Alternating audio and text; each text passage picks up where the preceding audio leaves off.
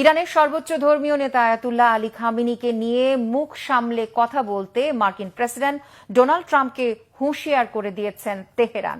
Khamenei প্রসঙ্গে ট্রাম্পের অশোভন মন্তব্যের তীব্র প্রতিবাদ ও ক্ষোভ জানিয়ে ইরানের পররাষ্ট্রমন্ত্রী আব্বাস আরগচি সাফ জানিয়ে দেন, পরমাণু ইস্যুতে আলোচনায় বসতে হলে আমেরিকাকে প্রথমেই আপত্তিকর আচরণ বন্ধ করতে হবে। ইরান কারো হুমকি বা অপমান বরদাস্ত করে না বলেও সতর্ক করে দিয়েছেন তিনি। সর্বোচ্চ নেতা আয়াতুল্লাহ আলী খামেনিকে নিয়ে মার্কিন প্রেসিডেন্ট ডোনাল্ড ট্রাম্পের করা অশোভন মন্তব্যের বিরুদ্ধে তীব্র প্রতিক্রিয়া জানিয়েছে ইরান। সর্বোচ্চ নেতাকে নিয়ে কোনো প্রকার অসম্মানজনক বক্তব্য ইরান বরদাস্ত করবে না বলে কড়া সতর্কবার্তা দিয়েছেন দেশটির পররাষ্ট্রমন্ত্রী আব্বাস আরাকচি।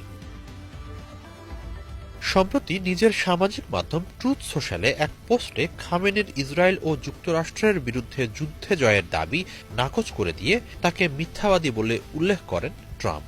শুধু তাই নয়, কুৎসিত ও অসম্মানজনক এক মৃত্যুদশায় পড়া থেকে ট্রাম্প ৮৬ বছর বয়সী খামেনিকে বাঁচিয়ে দিয়েছেন বলেও দাবি করেন। আপত্তিকর ওই বক্তব্যের পরপরই ইরানের পররাষ্ট্রমন্ত্রীর দিক থেকে এর কড়া প্রতিক্রিয়া এলো। সামাজিক মাধ্যম এক্সে এক পোস্টে আরাকচি সর্বোচ্চ নেতা প্রসঙ্গে ট্রাম্পকে মুখ সামলে কথা বলার জন্য সতর্কতা জানান, অন্যথায় তার পরিণতি ভালো হবে না বলেও হুঁশিয়ারি দেন তিনি।